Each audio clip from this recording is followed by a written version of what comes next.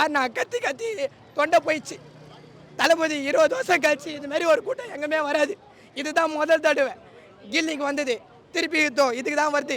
எது சச்சின் படத்துக்கு வருது. 20 வருஷம் கழிச்சு ஒரு படத்துக்கு இதுமாரி கூட்டம் வரணுமா? எந்த இடத்துலையும் வராது.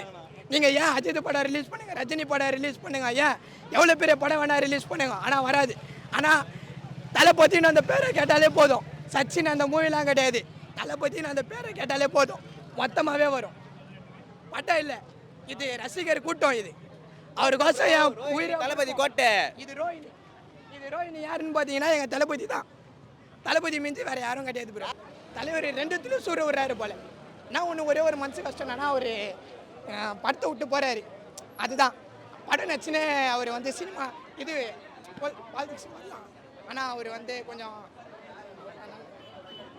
ஜெயிக்கிறோம், டோட்டலாக க்ளோஸ் பண்ணுறோம். அண்ணா யாரு? தளபதி விஜய் தாங்க, விஜய் தான்.